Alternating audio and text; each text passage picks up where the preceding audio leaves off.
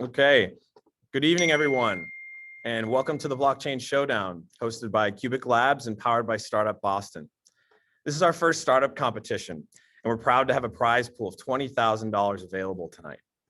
We have a great show in store for you in what has become a truly global event. So please stay tuned to hear from startups from the USA to the UAE, give their pitches for a chance to win the top prize of $15,000. On that note, I want to thank our gracious and generous sponsors for making it possible to have prize money. These organizations are sitting at the forefront in their respective fields in leading the way of the global blockchain-enabled future right here from Boston. First is Castle Island Ventures, a venture capital fund focused on investing in public blockchains. Our second sponsor is Nutter, a law firm with strong regulatory and IP expertise among a suite of corporate services. And lastly, Algorand, the world's first open source permissionless, pure proof of stake blockchain protocol designed for the future of finance. Thank you all very much for your support. I also want to recognize our marketing partners who promoted this event. These organizations include Chain Reaction Boston, Attestive, Boston New Technology, Startup Society, Boston Blockchain Association, Prepare for VC, CIC Boston, the Startup Coalition, Janari Aronson, Bitcoin Market Journal, the Babylon Project, Storied, Bostino, and the Boston Business Journal. We look forward to commencing with our pitches, but first please meet our very special guest, Damon Cox, the Assistant Secretary of Innovation, Technology, and Entrepreneurship for the Commonwealth of Massachusetts. Before joining the Baker-Polito administration in 2018, Secretary Cox oversaw the Boston Foundation's economic development portfolio of investments in workforce development, innovation, and economic mobility, where he steered capital and support to women and underrepresented minorities starting businesses. In addition, he's led a joint effort with Mass Challenge to increase participant diversity, which resulted in 30 women and minority-led startups completing rigorous business training and mentorship. Secretary Cox held leadership roles at Boston Small Business Competition and Boston Rising, providing capital and technical assistance to aspiring entrepreneurs in Boston's inner city neighborhoods. And earlier in his career, Secretary Cox worked in the music industry, including 10 years at Universal Music Group in New York City. Secretary Cox also earned a Bachelor of Science degree from the University of North Florida. Without further ado, Secretary Damon Cox. Well, I thank you for that introduction, Ian. I truly appreciate it. Good evening to everyone. It truly is an honor to be here with you all at the Blockchain Showdown. Love that name. It really belies a competition that's going to go down, so I love it. Thanks to QUBIC Labs in partnership with Startup Boston for putting this entire event together and all of the partners. I'm always a fan of collaboration, so that's great to see. As Ian stated, my name is Damon Cox, and I'm the Assistant Secretary for Technology, Innovation, and Entrepreneurship for the Commonwealth of Massachusetts. That is a mouthful, but I'm used to saying it. I'm going to start off with a really quick anecdote. I didn't plan on talking about this, but last night I was with my buddy who was getting a tattoo. He's decided he was going to get a sleeve done, so he's getting some work finished. And his tattoo artist, he asked his tattoo artist, so what have you been up to during the pandemic? And she proceeded to say, oh, I've been getting into cryptocurrency.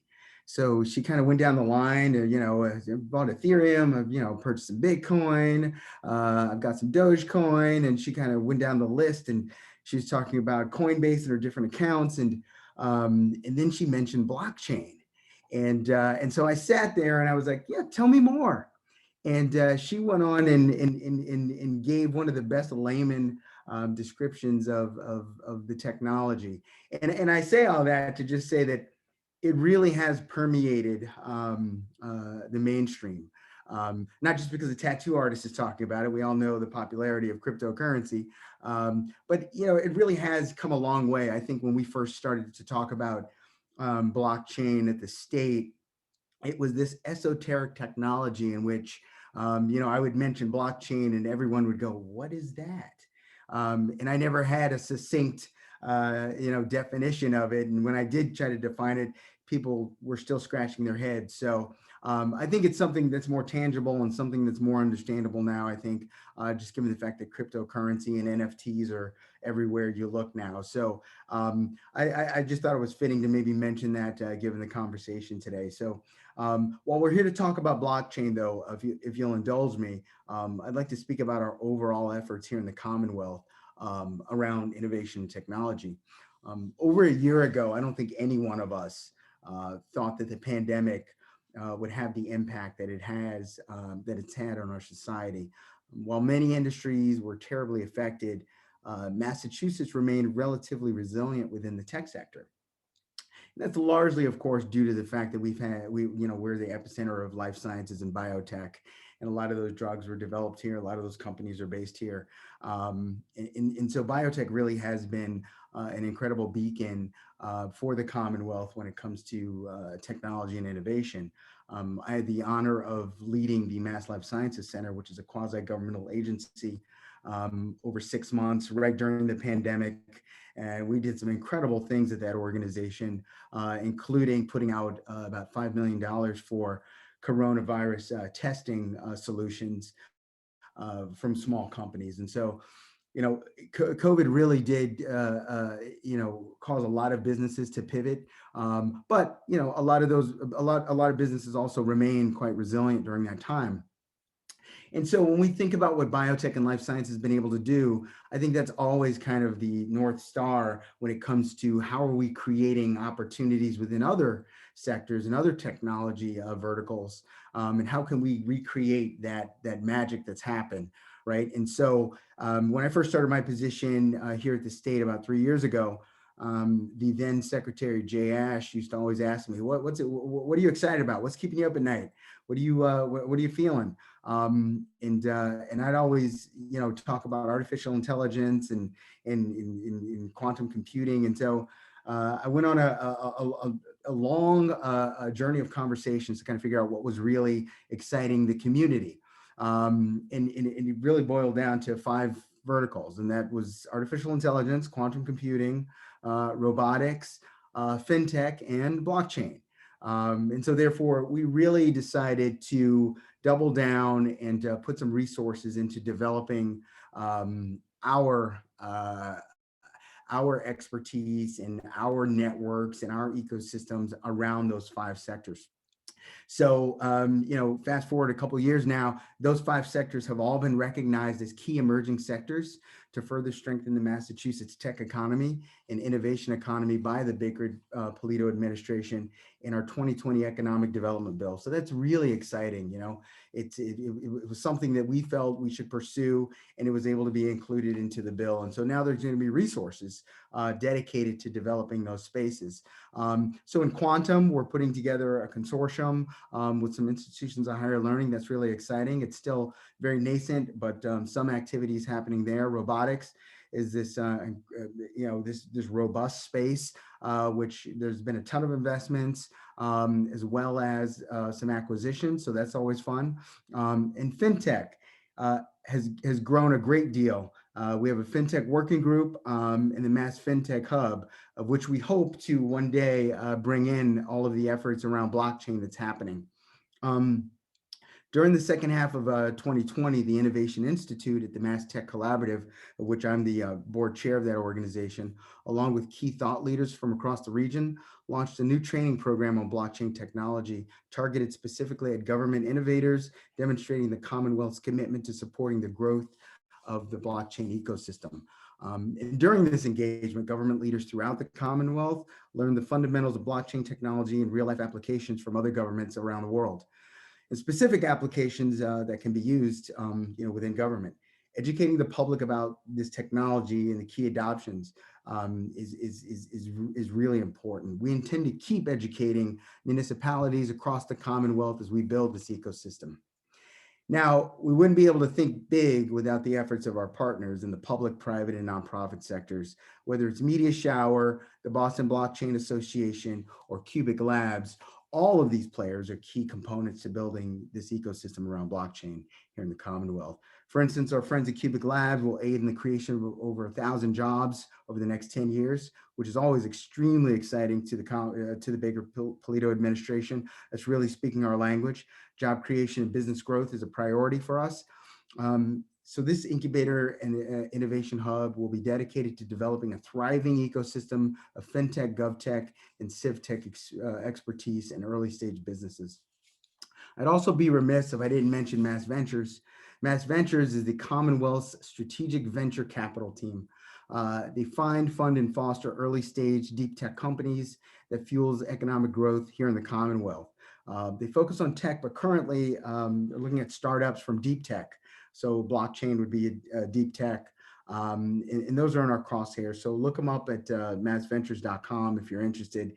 Not a ton of capital, but there is some for some early stage companies. In closing, I just want to reiterate how vitally important it is for spaces like this to exist. Ecosystem development is key when it comes to establishing leadership in technology. And in many areas, the Commonwealth of Massachusetts has an embarrassment of riches. We have institutions of higher learning churning out incredible talent. We have a strong economy, and we have a state government with the will to try and step outside of the box and out of the way for business growth. On behalf of the Baker-Polito administration, I would like to wish all of the 6 finalists tonight good luck with their pitches. So with that, I just want to say be well and have a great evening. Thank you. Thank you very much, Secretary Cox, for your thoughtful remarks. It's an honor to have you here with us tonight, and we're grateful for your efforts to continue moving the Commonwealth forward as a leader in the innovation economy. So now I'd like to introduce our illustrious panel of judges. First, from Castle Island Ventures, I'd like to introduce Nick Carter.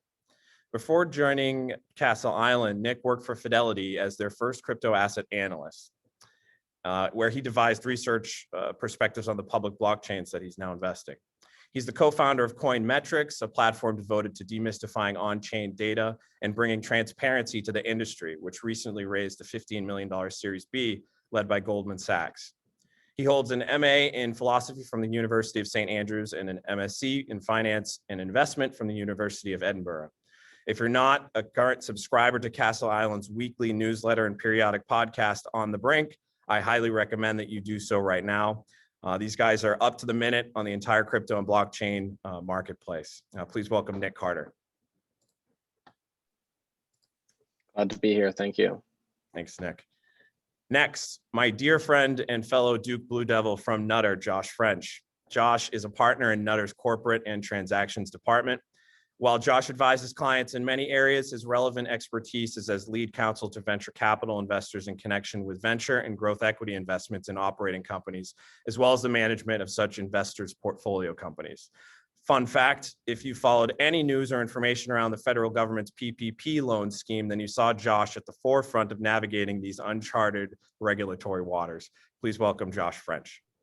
Thanks, Ian. Glad to be here. And last but not least, I'd like to introduce Sean Ford, the COO of Algorand. At Algorand, Sean is responsible for go-to-market execution and operations, including product management, engineering, marketing, and global community development. He's previously held executive roles at LogMeIn, Avid, Zmags, SyncSort, Oracle, Monitor Group, and he co-founded uPromise, where he was VP of Product Management and Product Marketing. He attended Williams College and has an MBA from Harvard University. Sean and his team are truly leading the way in blockchain technology and development, creating the future of finance, and we're honored to have him with us tonight. Please welcome Sean Ford. Thanks, Ian. Thanks, Sean. Okay, so now for the Blockchain Showdown. In front of us, we actually have 7 startups who are going to pitch to our judging panel this evening. The rules are simple. Each startup has 4 minutes to pitch and followed by 5 minutes for Q&A by the judges. The judges have a rubric to assess contestants based on technology, product, competitive advantage, market, and team. Now let's get to it. The first pitch tonight is from BlockDrop. Coming to us from Dubai is Robin Roy Thomas, who is BlockDrop's team lead and project manager. Robin has been involved in the blockchain space for more than a year, doing research and contributing to standards creation within the blockchain space. Robin is an incoming Gitcoin kernel fellow and also acts as the deputy to vice chair of IEEE P2145 Standards Association on blockchain governance. He also writes content for Ethereum push notification service and is continuously working towards building projects to help improve the Web3 space. Presenting Blockdrop, Robin Roy Thomas. Hello. So let me just share my screen real quick. Just give me a moment.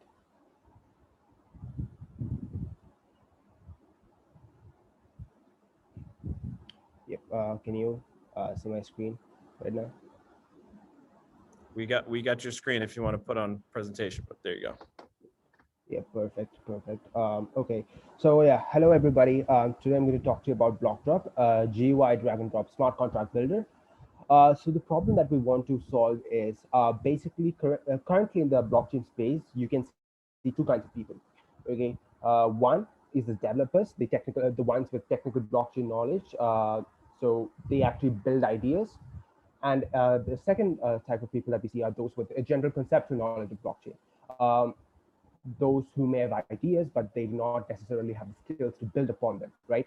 So what we want to do is to simplify the process of creating and building smart contracts, especially for the non-technical people, and also to create an effective and constructive developer community by emphasizing on logic and idea application rather than syntactic application. That is, focus on your idea rather than focusing on how to implement it in code, right? The global blockchain market size is expected to grow from $3 billion in 2020 to $9.7 billion. These numbers are projected to be even higher because since this space is moving fast, these numbers have become already obsolete in the space. So if you want to see how global blockchain development is, you can see that in a recent Solidity developer survey released earlier this year, we can see that 20% of Solidity developers live in the USA, followed by 8% in India, and it's quickly growing all over the world. So we can see there's a truly global market for developers and those who want to start developing on blockchains, right? But also, if we take a deeper look, we can see that there's a lack of efficient development learning resources for people, which restrict mass adoption, right? We can see that a lot of people are actually learning from the Solidity documentation in order to learn Solidity. And this actually creates a barrier for non-technical people to enter the market. And even if you are willing to take the leap and study Solidity, it takes months to learn it. And almost 20% don't even feel that they're productive yet with what they know.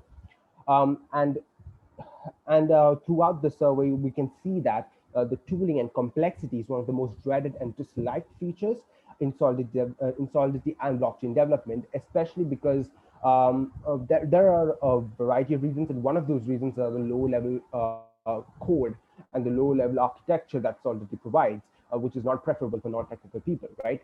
So the biggest challenge in terms of developer experience is the lack of availability of quality tooling. So the utopia, the perfect world that we want to create is to allow both technical and non-technical people to express their ideas and build applications no matter what, as long as their algorithm and their their idea and their logic is spot on. They must be able to build that idea instead of having to rely on someone else to build those ideas, right?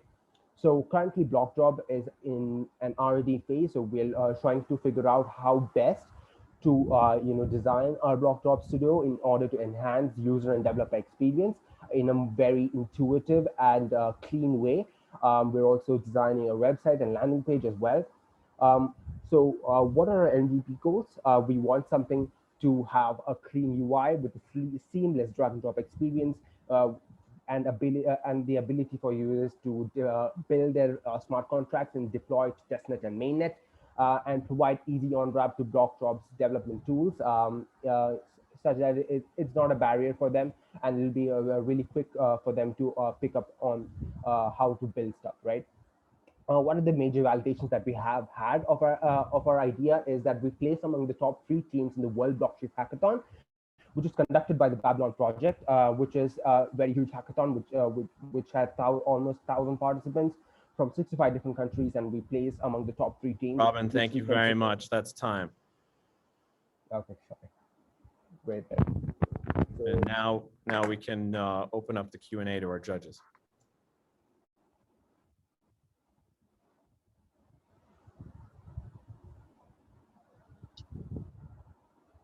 Well, I guess I'll start as the probably least technical of the three judges. It is, the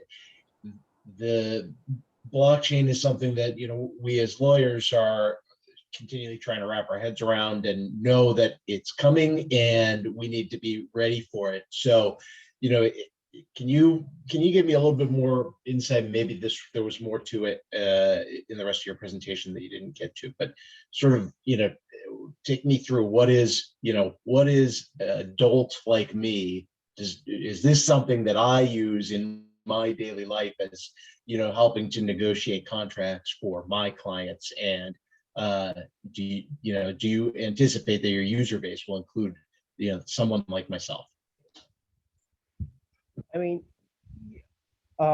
so our main idea is to allow people to build their ideas of smart contracts. So currently, I don't really think that you can have business agreements like the traditional legal agreements to be done on smart contracts, because they are essentially programmable stuff. They're basically just code. So most legal documents might not be happening. But if you want to like have some kind of an escrow contract here, you could do that easily in a drag and drop, where you don't have to hire an external developer in order to build up that contract for you. You can ideally you can build that contract by just dragging and dropping and then just deploying that contract easily within a couple of minutes. So yeah.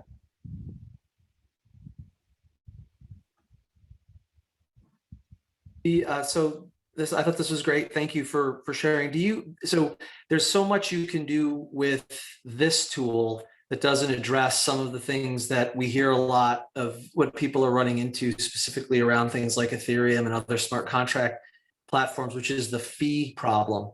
And for a lot of individual developers, it's becoming a barrier. So how do you think about skyrocketing fees for smart contract execution and deployment, and how that might impact adoption? Yeah. So although I did actually just focus on Solidity right now, because the developer ecosystem is, the network effect of Ethereum is higher, we are definitely not restricted to Ethereum, right? If it basically depends on what the market needs. If the market wants to build applications because the fees are high on Ethereum, if they want to build it on Algorand, or if they want to build it on Binance Smart Chain, or if they want to build it on layer 2 solutions like Polygon, they can do so, because eventually the front end is going to be the same. The back end is what's going to change, right? So if a developer like you and me do not want to build an application and pay that gas fees on the Ethereum network, I can definitely just switch the network and move on to a different chain and build and deploy it over there. So it won't be much of issue in terms of that.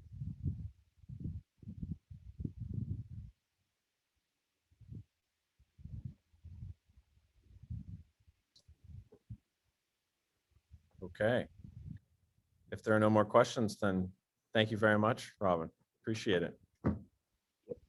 Thank you for your time. Okay. So now let's move on to our second pitch tonight. Our second pitch is from Collect ID. Coming to us tonight from Switzerland is David Geiser, founder and CEO. David holds a master's degree in business innovation from the University of St. Gallen, where he did a one-year program in design thinking in collaboration with Stanford University. As part of that program, he developed an MVP for a Swiss-based retail bank. After his studies, David joined Boydak Strategy Consulting, where he focused on business model innovation and rapid prototyping. During this time, David led several projects and developed various MVPs for different clients. Presenting Collect ID, David Geiser.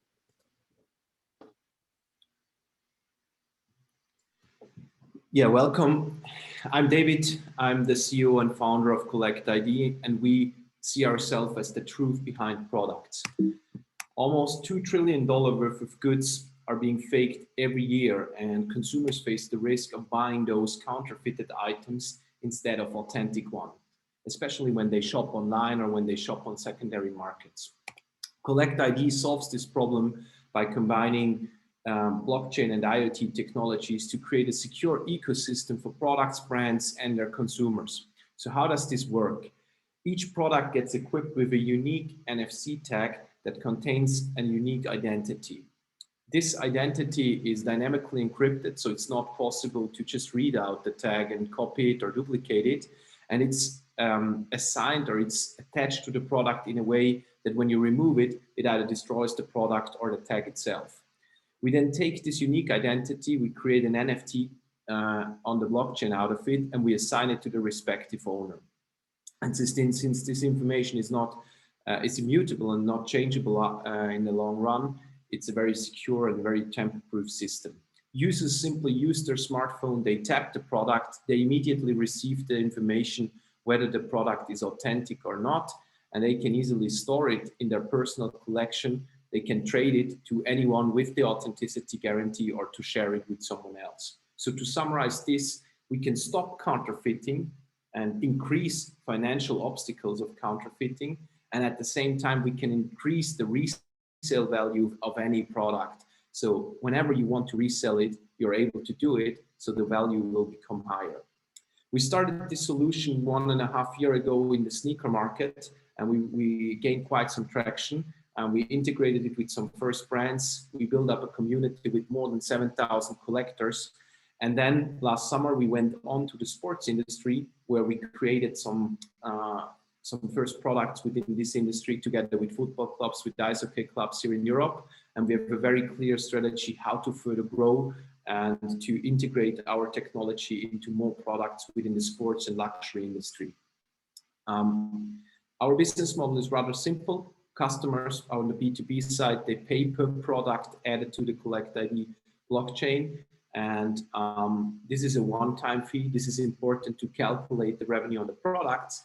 And later on, when products get resold, customers pay a small transaction fee for reselling, and on the other hand, get the authenticity guarantee.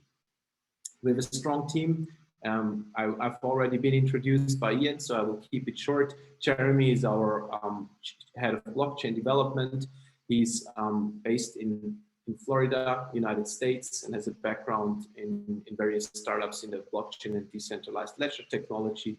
We have Sergio, who is responsible for the marketing, and Dominic coming from the finance industry and doing the CFO tasks.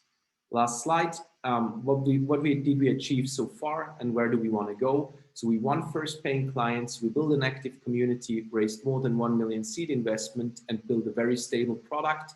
And now we are raising new funds by the end of this year to do the next step, to win bigger brands, further grow our community and generate some revenues from secondary trading. Thank you very much. I'm be honored to present today to you. David, thank you very much and for coming under time. Happy to open it to the judges. I'll start if that's okay. Hi, David. Are you guys using third-party blockchain or rolling your own, or what's the sort of technological basis? For now, we use the Ethereum mainnet protocol. Then, of course, we also had some issues with the prices skyrocketing last year. So for certain products, we switched to the testnet just because it was a simple switch. But we are actually building on the switch to the Ethereum 2.0. So we hope that this will clear and make the situation better. And we strongly believe in this public network. So we want to focus on the Ethereum main chain. But on the other hand, we also have some private or consortium blockchains at hand. So let's say if we have cases that have a very high scalability, where we have very high numbers of products, we have to keep the costs in mind. So for us, it's important to have that connection to Ethereum, but also to be able to switch to a Ethereum near or Ethereum side or child chain. Got it. Thank you. Thanks.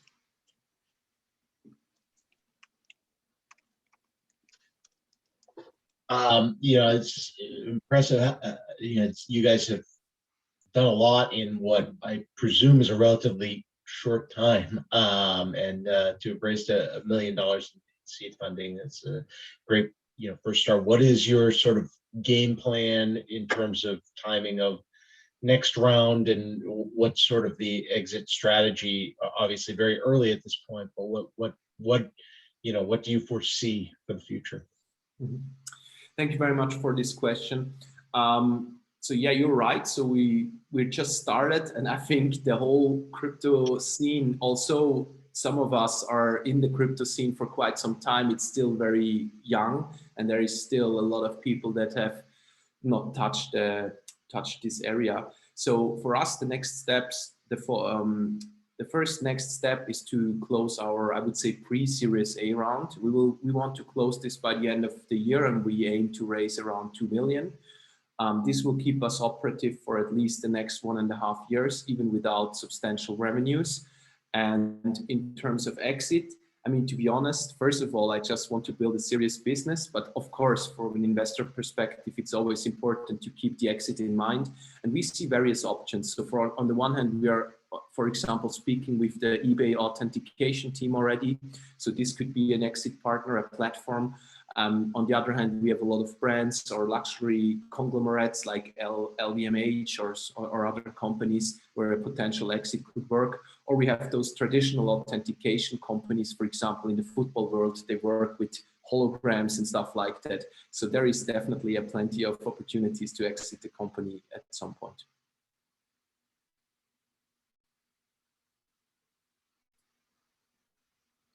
Great. If no more questions, then thank you very much, David. Appreciate it. Thanks for pitching tonight. Thank you very much. Yeah, thanks for being here.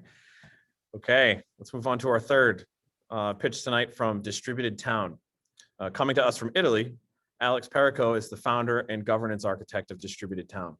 Alex is a self-described polymath, competitive hacker, and serial entrepreneur with expertise in distributed governance, token modeling, and product management. Full-time in blockchain since 2016, he's the director of MRA Consulting that has advised and contributed to tens of blockchain projects. And now presenting, Alex Perico. Hello everyone, thank you for having me. 1 second, let me share my screen. All right, can you see my screen? Perfect. So, as I've been introduced, I'm Alex from Italy, and I'm the founder of Distributed Town, that is a mutual credit network that lets anyone organize in self-sovereign communities.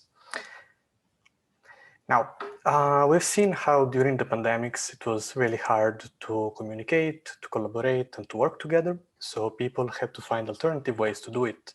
And this allowed the flourishing of DAOs, decentralized autonomous organizations, all over the web. Unfortunately, though, they still suffer from poor UX and very high barriers for newcomers. So not only is it hard to find them, but most of all, to understand what to do once you're there. So to solve this, Distributed Town allows anyone to just pick their own skill, what they really love to do the most, or what they would like to contribute to, and immediately they can join or create a fully autonomous community on their own without giving away their name, location, or their wallet. Now, on the other side, whenever we have a new idea for a new project, it's very hard to measure the value that we actually require, either in funds or in the talent that we need, and to divide shares with our co-founders, members, team members, and so on, in a fair way.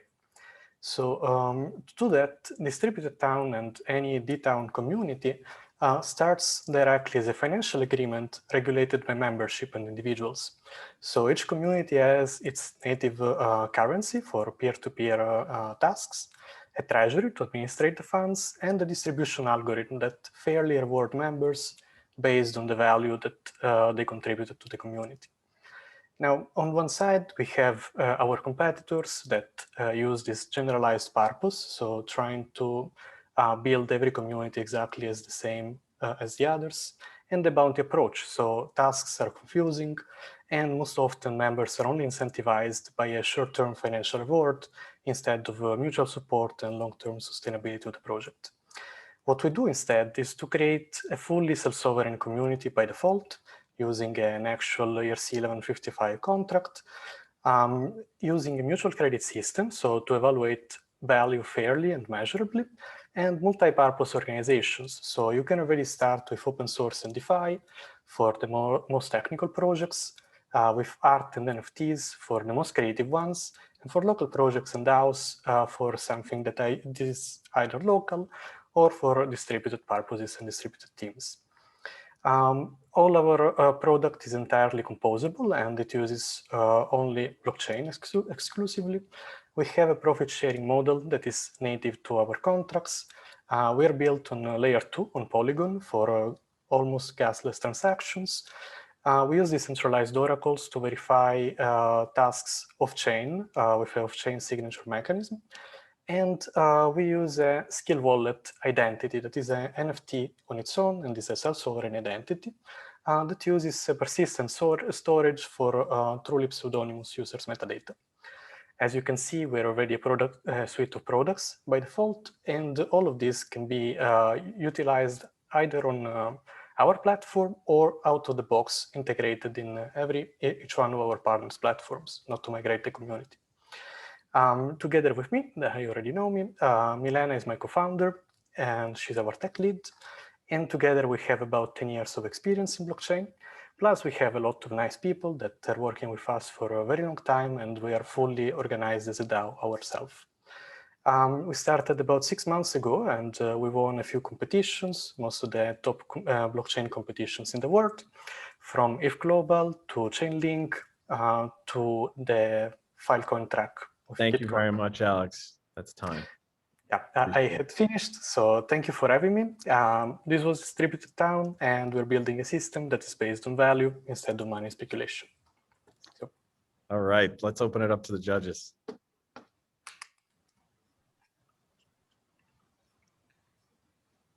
Hi there, thanks for the presentation. When you mentioned the native token for each specific DAO, is that, what's the kind of justification for that? Or did I understand that correctly? Yeah, so basically we call them D tokens, and they are ERC20 that are whitelisted within a community. So they cannot be exchanged between members that don't belong to the same community. But whenever a member moves from a community to the other, then the tokens that they own are locked in the community A and unlocked in the community B in the same exact amount. So basically the tokens themselves cannot be transacted outside the community itself, but they're fully interoperable across all the network because they move together with members. Understood. And is that just so there's a single token, D token, which is fragmented in different pools, but interchangeable within the pools. And it's free floating in price, do I have that correct? So the D token itself is a mutual credit-based token. That means it's a non-speculative token and cannot be exchanged with either fiat or other cryptocurrencies. But any partner that joins Distributed Town can launch their own token that can be speculative or not, up to them.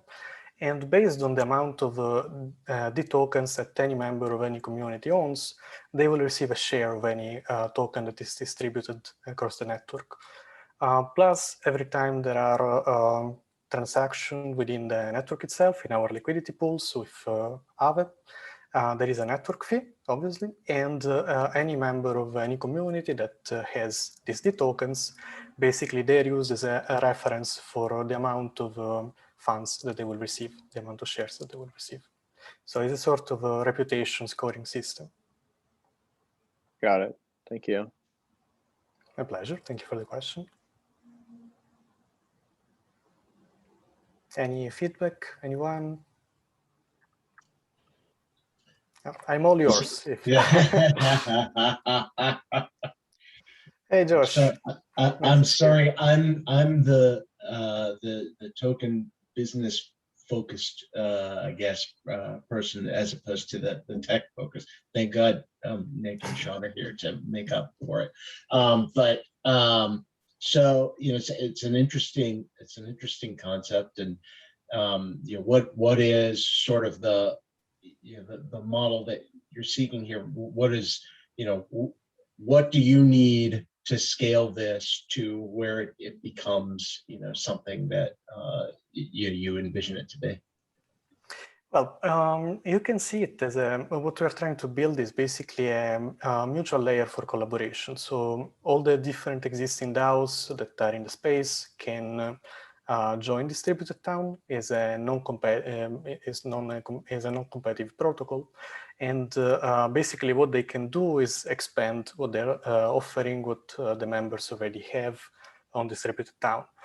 And every time, like our model is a profit-sharing marketplace. So every time there is a specific yield, for example, on a liquidity pool, and there are revenues, we as indexed members will receive a small share of profit on each one of these different network fees. So let's say It's almost like almost a co-op-esque type of thing. Am I understanding that right? Yeah, exactly. It's networked economy in simplest words. So any type of collaborative type of approach, any type of project can be built on distributed town. Members can use all of our tools for free, and whenever they have profit, we take a small part of it. Got it. Okay. All right. I have a quick question. So how do you solve for pool manipulation or any activities that might be tied towards manipulating the system, given incentive alignment? Nice question, thank you. So basically, we have this, as we called it, like this financial agreement regulated by membership. So our distributed town communities come by default with 96,000 DTO tokens. Now, these tokens are distributed amongst the members. And there is a rebasing algorithm. So if the community grows, there are more members, then the amount of tokens will be limited between members. In order to create a new community, you need to be a validated member. So initially you state your skills, and then you need to take gigs, so some tasks that are performed peer-to-peer between members of the same community or in a project within the community itself, and you receive a rate from these members. Since it uses different algorithms and this off-chain signature mechanism that makes every identity unique and tied to only one owner, basically is not viable to have multiple identities, and you cannot use your credits unless you validated your identity. So this makes it really a heavy load even to, let's say, jumpstart a fake account, and it's impossible to manipulate the liquidity pool because you wouldn't even have access to it unless you already performed the task and you've been reviewed. Great. Thank you, Alex. Oh, thank you, Sean. Alex, thank you very much for participating. Appreciate you pitching. My pleasure. Thank you guys for the opportunity, and best of luck to the others. Thank you. All right, fourth on the list tonight, we're going to hear from Helix, which is a QUBIC Labs member. Coming to us tonight from Malden, Massachusetts, so we're now across the pond, is Vince Pappas, founder and CEO. Vince has spent the last 5 years in sales and account management roles. Originally from New York, Vince has extensive experience interfacing with product as well. While attending Dickinson College in Pennsylvania, he launched both a clothing line and a mobile app. So presenting Helix tonight, Vince Pappas. Thank you, Ian. And I do need to share my screen. So here we go. Okay, give me one sec.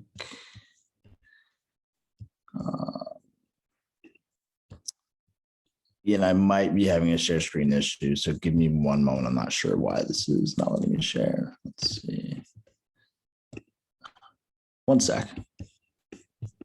That's why we've got an emergency deck on queue if you'd like. Yeah, let me just, I think we'll be okay. Let's see. Okay.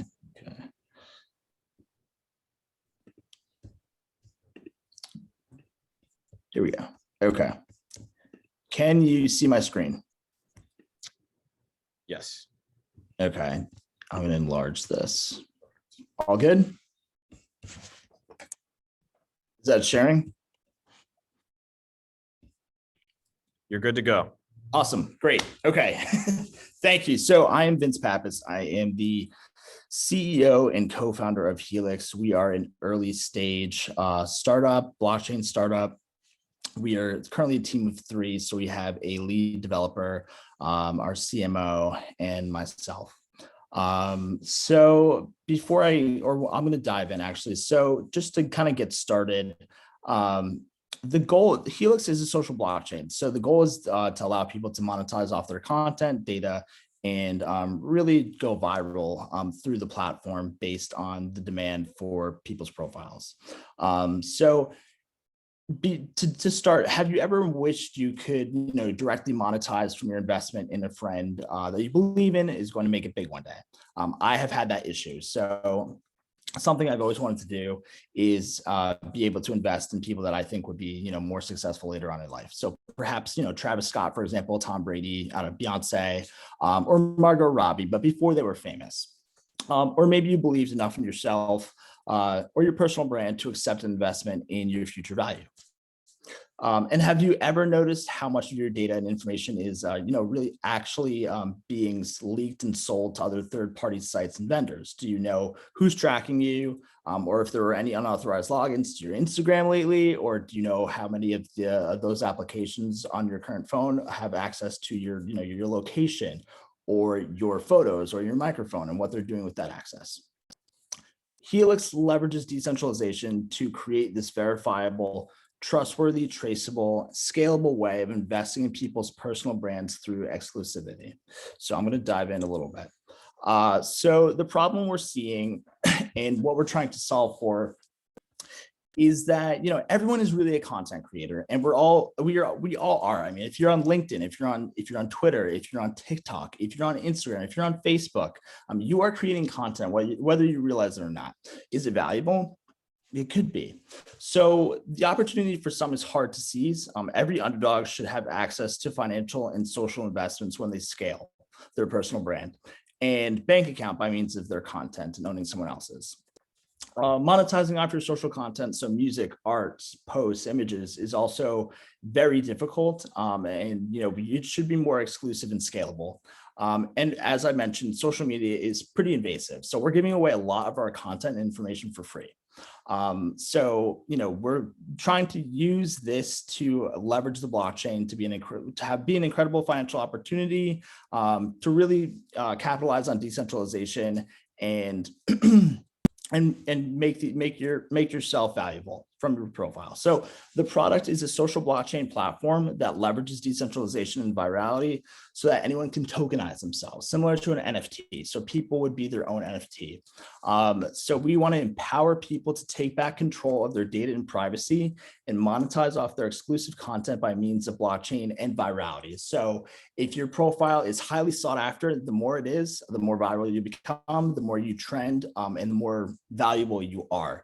And when your profile is bought, sold, and traded, you're making money from that. So we want people to be able to reap the benefits of having access to rare exclusive content, and to be an extension of social status by holding someone else's token. So again, you can buy, sell, and trade others' tokens, which are profiles and limited in quantity, and hold unique information and content that is exclusive to that profile. So if I do not have access to that profile, I cannot see what that person is posting. So I need to hold their Indie Helix profile, which is the token, to basically have access and a sight into their content, whether it be an MP3 file that's an NFT, whether it be an image that's an NFT, whether it be a post or whatever they're doing. If I want access to that, I need to be able to pay into their profile. Vince, that is time. Goes by very fast. Yeah, it does. Thank you very much. And we'll open it up for questions.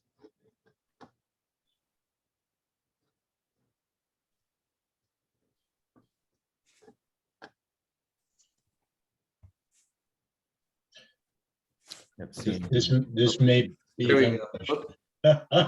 Sorry. No, just to make sure I fully understand it, does one has to sort of opt into this system to have to be able to be invested in, right? It's correct. Correct. You can't invest in someone unless they have said they're willing to be invested in. That's all right. All right. So it's not some sort of marketplace where you're sort of taking futures on people that you think are going to become big and something like that. It is more Okay, all right, that makes that was where I was having the disconnect personally, just to make sure. So, Vince, what is the technology specifically that So you're so we're early stage. using? We're looking to leverage and build on Ethereum or Polkadot. So that's something we're working with a developer right now to work through, but we are building our MVP and hoping to release that shortly. Okay, so your plan is to build an NFT on one of those protocols and then launch it and hopefully what's the means of exchange for those NFTs, and how again would you handle the fees? Because building the NFT is one thing, but trading the NFT is hundreds of, could be $50 an NFT. So how do you think about that for broad social expansion? So we are going to be taking transactions from anything that is traded. So we'll be monetizing from that. That's our revenue model, and that's how we're going to be making money. Do you have any additional questions from? I want to make sure I answered that to your. No, that's fine. Nope. Thank you. Just briefly from me, how does value sort of get injected into the system? How do the user tokens come and have value? Sure. So the market would dictate the values. So what you're buying for these tokens and what they're being sold for, it's really a marketplace. So that is, that is how those are created.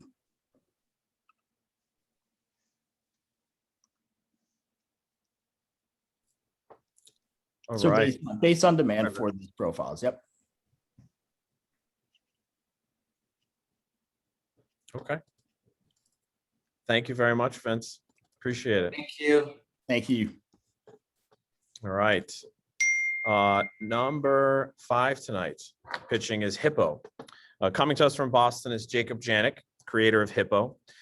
Jacob is a computer science student in UMass Boston with a strong interest in cryptocurrencies. Seeing the need for a blockchain that's secure, scalable, and decentralized, Jacob decided to take it upon himself to solve this problem. Presenting Hippo, Jacob Janik.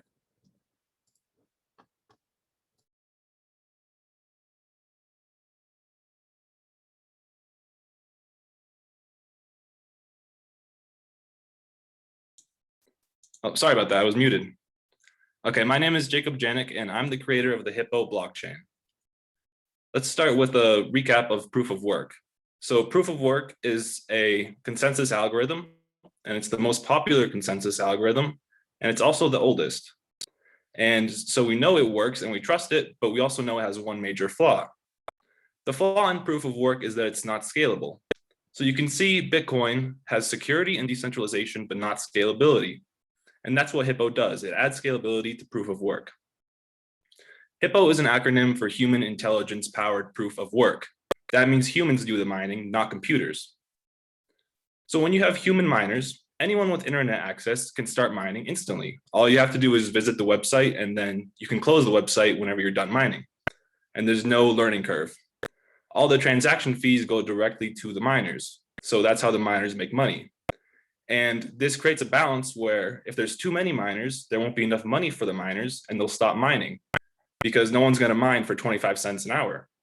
And then once some miners leave the network, then the amount of money they're making will increase. And similarly, if the money they're making is really good, they're making $20 an hour, well, then a lot of people will join the network. And so we have a balance between the number of users and the number of miners. What the miners actually do is data annotation. So all they have to do is draw a box around an object in an image and label it. And the reason we do data annotation is because computers can't do it, or at least not nearly as well as computers. We also do this because AI and neural network companies need this data annotation, and they're willing to pay for it. That way, we're not wasting any of the work that's being done on the blockchain, unlike Bitcoin. You've probably done data annotation before if you recognize this image. This data is used to train self-driving cars like those at Tesla or Apple or BMW. You've been doing free labor for probably years now. So here's some facts about the data annotation industry. It's a pretty big industry. It's going to be worth $7 billion. And the neural network market is, of course, growing very fast. And 80% of the time spent building artificial intelligence is data annotation. So on the actual blockchain, here's a high-level overview of what happens. Uploaders like AI companies upload images to the image pool. When a new block is made, an image is added to that block and an annotator is chosen via a lottery. Now the annotator's job is to annotate the image with correct data. And if they do it correctly, they make money. Then the data is passed to a server and the server makes money for confirming the data is correct.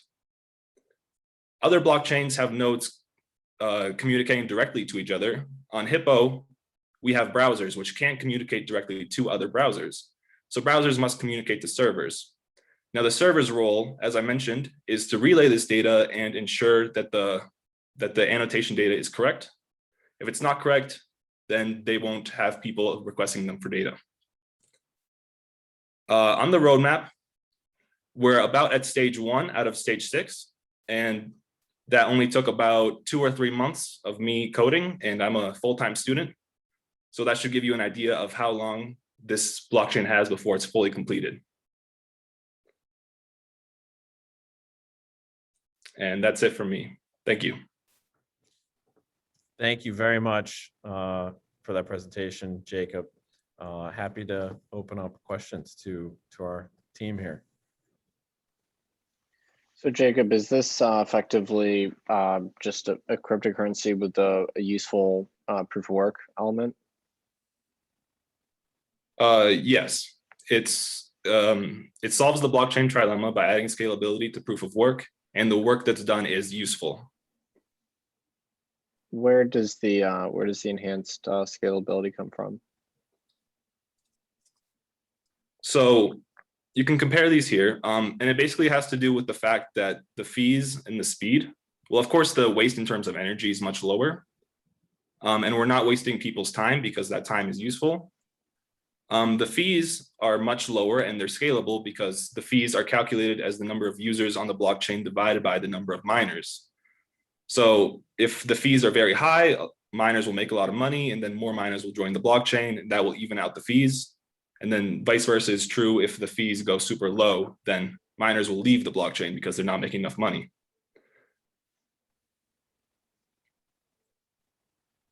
Wouldn't you say that the constraint on scalability comes more from the fact that nodes become difficult to run if you push lots of data through them, though? Yeah, we have,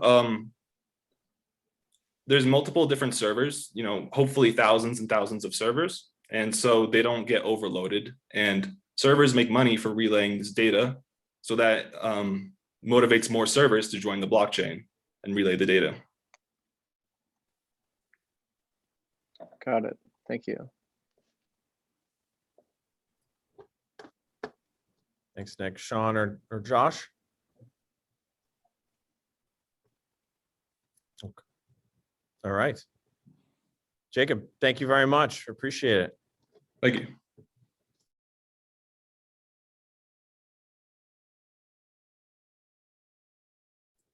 Moving on to our next group, Payment Financial Group, which is based in Boston.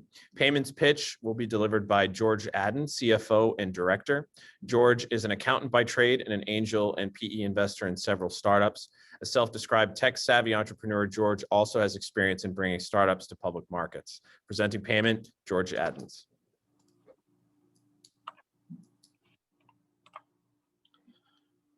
Good evening, everyone. How is everyone doing? Pleasure being here. Glad we're able to present with you guys. All right, at Payment, we are working on rewards, wallets, and investments. We are patent pending, next generation mobile commerce application integrating online shopping, loyalty rewards, social finance, a digital wallet, and micro investing into a unified platform. Our slogan is to make rewards better. Most reward programs are broken. 140 billion in unspent loyalty reward points. 55 million Americans are living paycheck to paycheck. 255 billion in financial service fees, and only 14% of Americans currently own cryptocurrency. What we're doing is we are creating what we refer to as found money, using affiliate networks on our shopping platform where people can earn cash and cryptocurrency, which is our own mint token, which is built on the Stellar blockchain, as part of their getting money back. Through payment rewards, all of your reward money that you get through our affiliate programs that we reimburse to you is fully available to you at all times. You get a bank account, a debit card, all of that you can use the money for at any time. Most reward programs, you can't use them until you get to $1, and it's at each individual store. All of our stores that you shop at all roll through into our platform, and you get your rewards instantly, notifications in cash and mint our cryptocurrencies. So we're working on the Mint card, which is a bankless smart card, universal digital reward currency, and down the road, we're going to be having investments, which is the investing platform. The reason we're doing it is, there's money management, there's shopping and cash back, there's peer-to-peer payments, but nobody's doing all of it. And because we're building our platform to do all of it, that's why it's patent pending, because nobody else is doing it. Market opportunity, 500 billion in loyalty rewards points issued in 2020. Mainly, 75% of smartphone owners make purchases using their mobile devices already. I went back to this slide because our motto, we're trying to empower anyone with a smartphone to have access to financial services, send money, pay merchants. Most of the underbanked and underserved do not have access and availability to traditional banking relationships, investment platforms, and they're mainly the people who have to be able to take advantage of reward programs and cash back and not have it get wasted by breakage. So with our platform, people can earn their rewards, respend them on our platform again, earn more rewards. They'll be able to invest them, and they'll be able to use the cryptocurrency that they earn from our mints, which is our tokenized reward, which is going to be stable it's our native currency, stable in our ecosystem. One mint is $1, and they'll be able to use those to pay at vendors at point of sale. Our revenue model is mainly through retail compensation at first, because that's how we're launching with that, and an advertising model all through our affiliate networks and our affiliate partners. And we have other models down the road for data as a service, transaction fees, interchange fees through our banking relationship when people use their debit card that they get upon sign up. And down the road, like I mentioned before, we're going to have the investment platform where people can use their found money that they can invest it, and then now they have their own savings account that most people who are in the underserved and underbanked do not have available right now. Thank you very much, George. Appreciate that. No problem. We'll open it up to our judges. So George, what's the, it's an ambitious goal for sure. And so what's the measure by which you sell this to the retail community that has seen a lot of different, loyalty plays over the course of the last 15 to 20 years? So how do you make that pitch to drive adoption for that first wave of deployment of payment? That is part of our ongoing initiatives as far as, right now we're in beta testing with family and friends. We're hoping to use that beta testing to grow out. We already have a wait list that we're building on our website. We're going to be doing outbound marketing campaigns using our affiliate networks and partners. And we know it's a very ambitious goal with what we're trying to do. And we're hoping that being able to show people the cost of breakage of rewards and how they'll be able to achieve benefit by using our platform would interest people in signing up with us and using our products. Great, thank you. You're welcome. Have you, it is a very interesting, and I'll echo Sean, you're trying to bite off a lot, and if it's successful, then it could be really interesting here. I'm interested in what level of research you've done into the regulatory aspect, particularly with some of the financial services that you are suggesting are going to be part of this.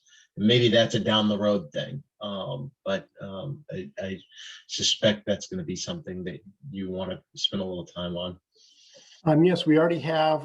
We have an attorney that he's generally a proponent of cryptocurrencies. He's also doing SEC work with us as well. Great. Initially, we are going to be using our banking relationships to, cover us as far as FinCEN regulations go. We know that is something that we're going to be doing down the road. Once I sign on with our banking partner, for the most part, we're going to be using their KYC AML initially. I know we're going to be doing our own FinCEN application, and we will be going down the road. We will be getting our own money service MSB licensing. Well, then you've thought more about it than I'd say most founders at your place would be. So that's great. That's great. Thank you. Thank you.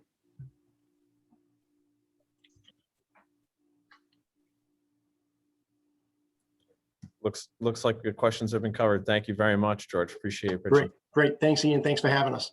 Okay, thanks. All right, we have one final pitch tonight. Our final pitch will be Schweitzer Laboratories and For Us. Schweitzer Laboratories is a member of QUBIC Labs, coming to us from New York City, and presenting his company tonight is Will Schweitzer, founder and CEO. A special operations and political veteran, Will has spent his career at the intersection of national security, emerging technology, and geopolitics. He's worked with organizations and political leaders, including President Barack Obama, U.S. Senator Charles Schumer, New York Governor Andrew Cuomo, Congressman Joe Morrell, 75th Ranger Regiment, Global Risk Advisors, FedTech, NASA, and IBM. Presenting Schweitzer Laboratories and For Us, Will Schweitzer.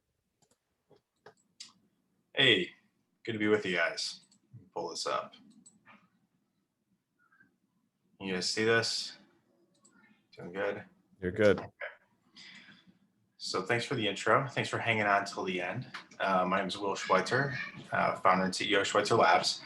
And my team is working on a pretty awesome new product called For Us, which is all about automating campaign finance compliance, leveraging blockchain in a unique way. So, Ian gave a great overview of my general background, but just to highlight my team that's behind me, we've been together for about a year. We're 12 strong in total, including my advisors and investors, and the 4 full-time today. But as you can see, just kind of the logo soup here, we come from some of the most prestigious brands in the world, as well as some of the highest levels of government and politics today. So, as I said, we're doing automated campaign finance compliance. It's a $1 billion industry, and we're leveraging blockchain in a unique way, specifically to address a macro problem in our society, which is the decline of trust in democracy overall. But over kind of narrowing down, starting to bring transparency and trust first to political finance, which is kind of at the root of the political system overall, and a great use case for blockchain technology to jump in and provide value. So the state of play today in campaign finance compliance is that it's an antiquated set of manual processes, fragmented market of expensive attorneys, and cheap staff or inexperienced folks who you would pay a little bit with pretty broken or less than cutting edge technology tools. So the process is a set of manual data collection and entry processes. Then you send that data into a bunch of tools that just, they're fancy spreadsheets looking at issues after the fact. Then you're hiring attorneys and that staff to go ahead and reconcile issues that you're having. All in all, to get yourself ready to disclose your data to a campaign finance regulator in your jurisdiction, where ultimately you're going to have to show that you've abided by all the rules and that you, at a minimum level of just maintaining professional posture, have presented all the data in the accurate format in the correct manner and have all the record keeping done. If you don't do that, you will get fined and you will face in politics what is the worst thing, which is public scrutiny against your ability to perform obviously according to the law, but in a professional manner as well. But all of this is inadequate for the demands of campaigns in politics today. It moves fast. Bad actors step into these processes, take advantage, which sows a level of mistrust and corruption amongst the public. And that really rots our democracy at the very inception of any politician's first entering political life. The state of play exists because the players today here are highly partisan and primarily work in manual, like I said, data collection processes. It's just kind of old tech, and we're the solution. Fully automated, nonpartisan. Our system is a combination of a couple key components. Real-time transaction monitoring is the heart of it. Well, is the source of the data. Then we send it into the heart, which is our campaign finance law rules engine, where we're vetting transactions before money moves to see whether or not it's going to violate campaign finance law. Based on the outcome of our rules engine, we're going to say a transaction can either go ahead or not go ahead. And then we're pushing a transaction through a payment processor or a bank to actually move the money. And that transaction, with all the metadata that's required for disclosure for the regulator, is populated on the committee's private blockchain and then ultimately leveraged at the time when they have to report to do that reporting. Well, that is 4 minutes. Thank you very much. Cool. SaaS, monthly recurring revenue, in production with customers. Thank you, Will. Any questions from our judging panel? What's the purpose of the records insertion on the private blockchain? How does that come into this? Say that again. The purpose of the blockchain? Yeah, I mean, what's the intersection here with the private blockchain? So it's the record. So there's a smart contract, which first and foremost, like, gives governance over the process in which that data is collected, analyzed, and then put into the format that can be leveraged for transparent disclosure. So smart contract dictates how the data gets into the system, and then the blockchain is leveraged for what's unique in campaign finance is that all this data has to go into public domain. So we put it in a blockchain and it can be leveraged at the time of disclosure and kind of pushed into, in the Hyperledger world, a channel that, you know, can have public viewing access. And is it Hyperledger is the one that you're definitely using? No, we actually use Block Apps. Strato is the platform that we're on top of right now. So. Got it. Thank you. And Strato, so the strategy here is that Strato, that's a permissioned, that's a private chain, correct? That's right. So what's why are you, talk to me about that decision, private versus public and permissionless in a place where we're talking about public transparency and access. Because the data is only required to be public at a certain moment in time. So what's important is to provide transparency in how the data got into the place in which it did. What's less important, and just according to the laws, is that the data be visibly transparent at any given time. So there are moments when it has to be transparent, and that's when it gets pushed into, really, the way it works with the regulator is a regulator node has subscription access to the private blockchains when the data is ready to be viewed by them. So they come in and they can see it when they need to, but they're excluded from being able to see that data until that moment. Similarly, all the other campaigns and committees are not able to see the data of any other campaign or committee on the system during the actual campaign cycle, which, as you can imagine, is very crucial to how campaigns, you know, keep, you know, their activities and their success ultimately, or failure, you know, private until they have to. Thank you. A little bit disheartened by your desire to reduce the number of expensive attorney hours, but nonetheless, I think it's very intriguing as somebody who at one point in time thought he was interested in politics, and then life happened. one of the things that I thought was particularly interesting with the presentation was that you bill yourself as being nonpartisan. How are you going to, how are you going to ensure that it stays that way? As you scale this up and you take investment dollars, imagine there'll be some, sway from folks who want to invest in you as to how this, plays out. What are the tools that you will put in place to try to really maintain that level of autonomy? So that's just being, successful in the business model first and foremost, so we can command the investors that we want, right? And not be able to fall into some, place where we're having to get bailed out by one side or the other, right? But at a technical level and the system, and certainly our reception in the market today, it's unique, and that compliance is really this thing. It's the same for everybody. Everybody has the same challenges. And while most of the other technologies today, and really to noodle down on that, the far and to the left and to the right slide, like that's a fragmented set of tools that pick up different pieces of what we've put into one unified system, right? So they get into the partisan space because they're kind of collecting along the road, and they're all kind of positioned into different relationships that are dependent on their customer base. We've just created the economics of our system in replacing these other tools and the expensive attorney hours and the whole cost benefit of switching to us is such that we're saving committees money on at the forefront, but we're adding to them something that's super valuable in the political space, which is transparency. And for the political scientists in the room, transparency is a proven benchmark metric that if candidates can come out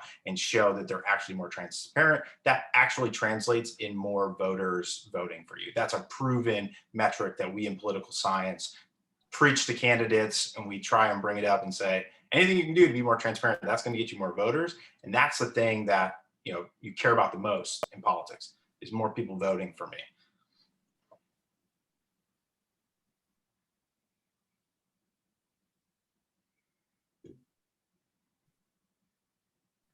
Thank you, Will. Appreciate it.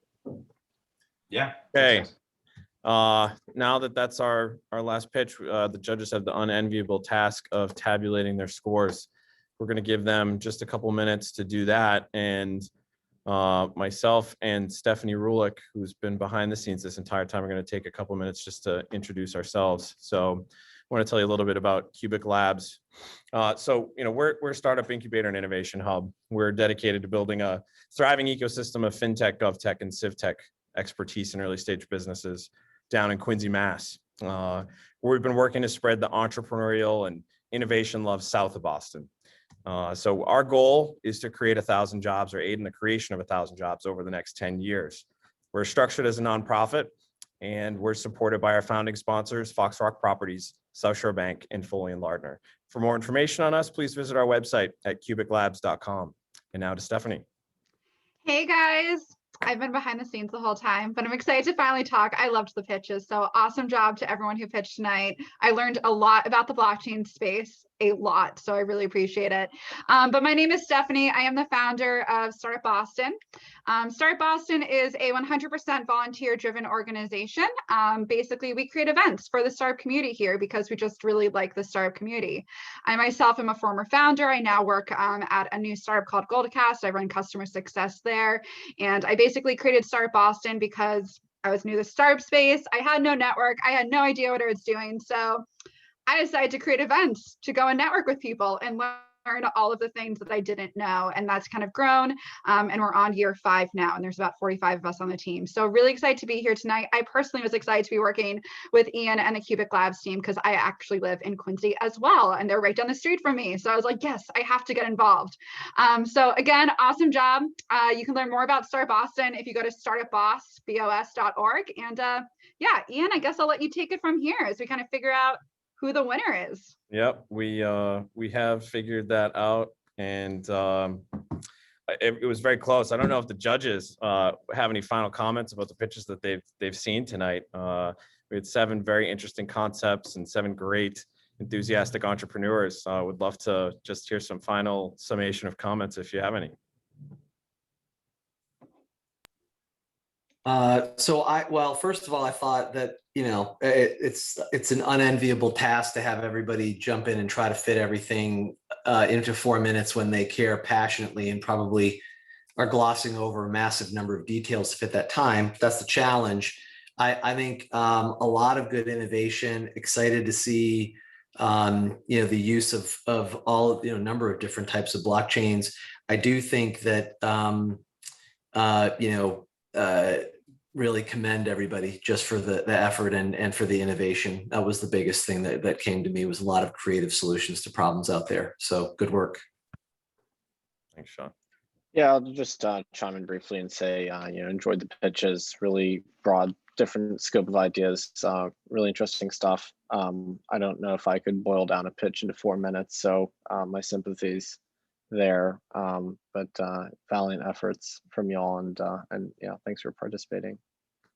Yeah, for sure. And it's always interesting to see, do a lot of various pitch competitions, and it is I know how challenging it is to try to keep it to that short a time period. And I thought by and large folks did a really nice job, and more importantly, it's always exciting for somebody in my shoes to see the innovative ideas spring forth from people like you, because people like me who are risk averse and are in law need smart and thoughtful, creative people out there to actually help make the world a better place. So thanks for what you do.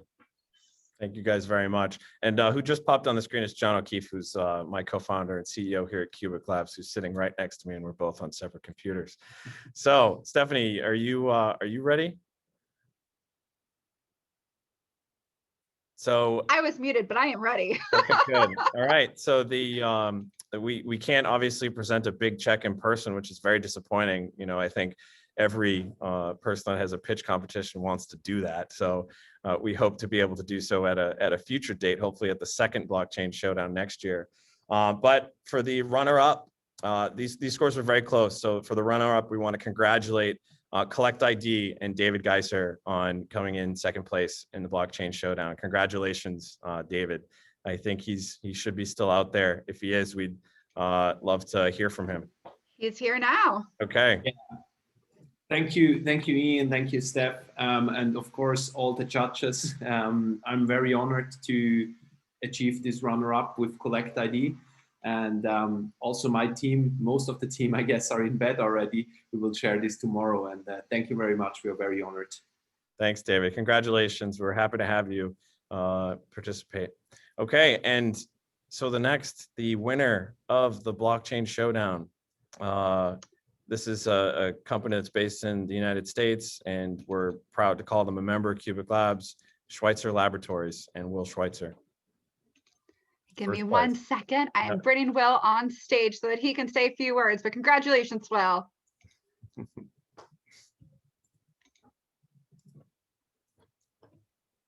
he running after his kid somewhere? Oh, you're on mute. Thank you so much. From the boxes of my apartment. This is really cool. A lot of hard work. So thank you guys, and nothing but respect to every other entrepreneur out there hustling to get it done. So I'm honored and humbled. Thank you. Well, congratulations, Will. We're super psyched for you. This has truly been a labor of love over the past few months. I couldn't be more grateful for John and for Stephanie and her team at Startup Boston. So grateful for our sponsors, which this event would be nothing without them. So thank you to Castle Island Ventures, and thank you to Nick Carter for being here tonight. Thank you to Al Garan. Thank you to Sean Ford for being here tonight. And thank you to Nutter and to Josh French for being here tonight. We really appreciated your participation, your energy and enthusiasm in making our first Blockchain Showdown a success. So I also want to thank Secretary Cox for being here tonight. We appreciate his words. His office, the Governor Baker, and his team are very important and crucial in making blockchain a cornerstone of the Commonwealth's economy. And so we're working together and collaboratively in order to make a global hub for the blockchain community here out of QUBIC Labs. So we look forward to staying in touch with all of you who participated tonight, and thank you for taking time to join us. We hope you enjoyed the show. Please check us out, QUBICLabs.com. Please check out all of our partners who've joined us tonight, and we wish you a well evening. Thank you, and enjoy the rest of your night. Thanks, team. Thanks, guys. Bye. Thanks, everyone. Thank you guys very much.